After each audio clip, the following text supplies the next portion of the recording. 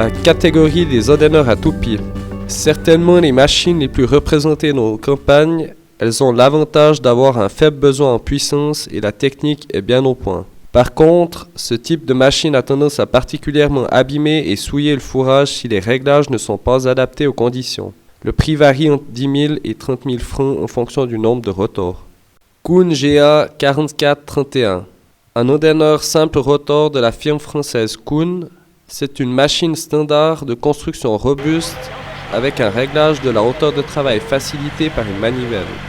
Elle offre une bonne stabilité en pente grâce à un recentrage géré par 2 amortisseurs latéraux.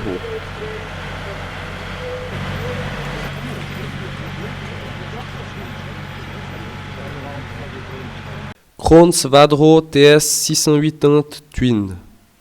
Krohn Svadro est un endaineur de rotor à dépose latérale de la firme Krohn. Cette version Twin indique qu'il est possible de former 2 andins.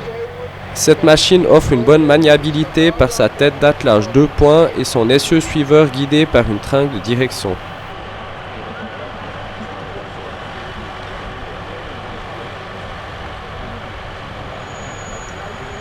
Fendt Former 1452 est une machine à double rotor à dépose latérale. Une machine proposée par la firme Fendt issue des usines Fella. Elle propose comme la précédente la possibilité de former 2 andins. Elle offre aussi une garde au sol pouvant atteindre 50 cm, ce qui évite de défaire les andins déjà formés lors des manœuvres.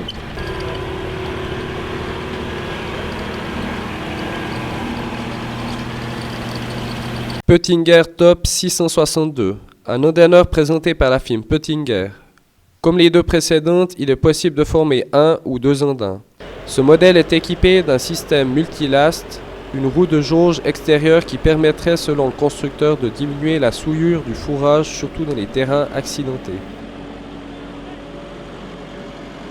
Catégorie des endaineurs à peigne. Ancien système remis au goût du jour, ils ont l'avantage d'être légers et de demander peu de force. Ce système permet un bon débit de travail avec une machine équipée de 2 éléments disposés en V. De plus, elle préserverait mieux le fourrage des pertes par brisure par le fait de soulever légèrement le fourrage.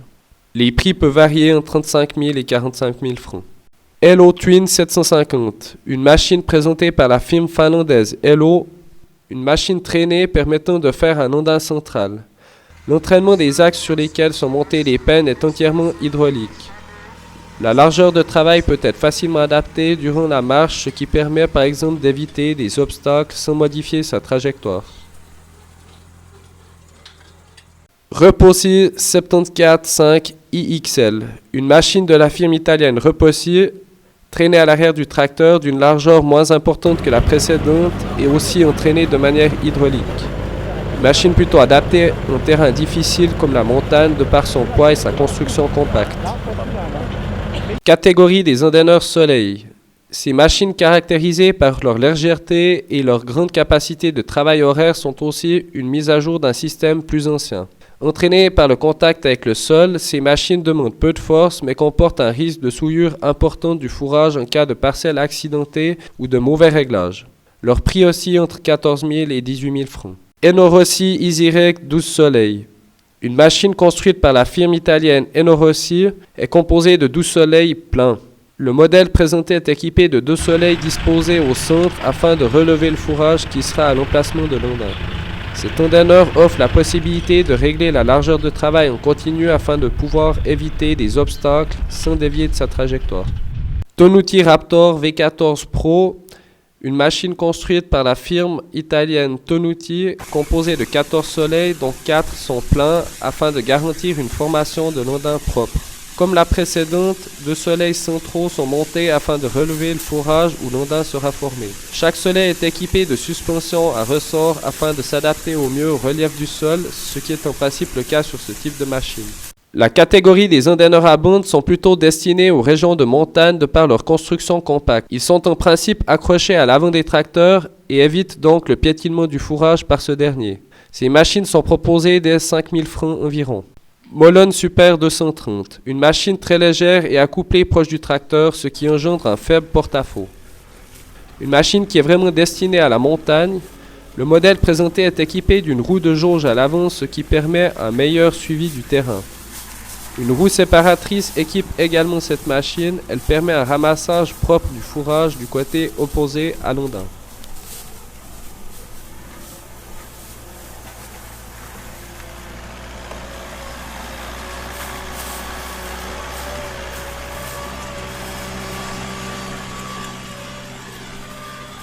La catégorie des ondineurs à pick-up est caractérisée par des machines lourdes et onéreuses. Mise au point au départ pour la récolte de la luzerne, cette technique tend à se démocratiser avec comme frein principal le prix d'achat. Elle permettrait en plus d'avoir un débit important, de limiter les pertes par brisure et les souillures. Elles sont proposées à des prix allant de 25 000 à 110 000 francs en fonction de leur largeur de travail. Knuzzle Air SWAT, une machine accouplée à l'avant. Elle peut d'ailleurs être combinée avec une machine traînée afin d'éviter le piétinement du fourrage. Mais attention au prix. Construite par la firme Knuzzle, elle offre la possibilité de faire l'ondin soit à gauche, soit à droite. Son pick-up élastique permet une bonne adaptation au relief du sol et son rotor réglable en hauteur de manière hydraulique placé au-dessus du pick-up aide à une bonne alimentation du tapis, peu importe la quantité de fourrage.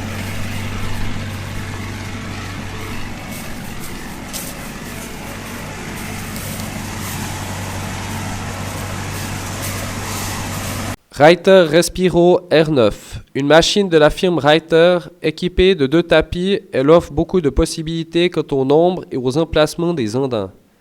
Équipée tout comme la précédente d'un rotor et d'un rouleau d'ondin, c'est la machine la plus lourde de cette catégorie. L'entraînement entièrement hydraulique nécessite un grand volume d'huile, c'est pourquoi la machine est équipée de son propre réservoir.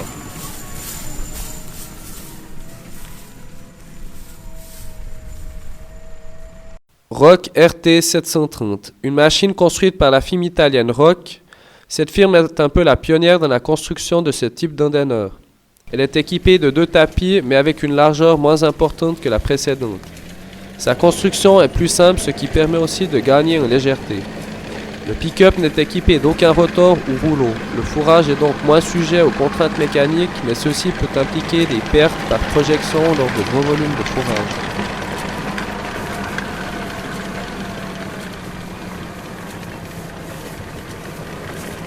Kuhn Merge Max, une machine qui est proposée par le constructeur français Kuhn. De même type que les 2 précédentes, elle se différencie sur 2 points. Le premier, ces pick-up ne sont pas équipés de rotor, mais d'un rouleau d'ondin surplombé par une tôle qui garantit un flux de fourrage régulier sans avoir de contraintes mécaniques trop importantes. Le deuxième, les tôles d'arrêt à l'arrière du tapis convoyeur viennent recouvrir ce dernier, ce qui va éviter toute perte par projection.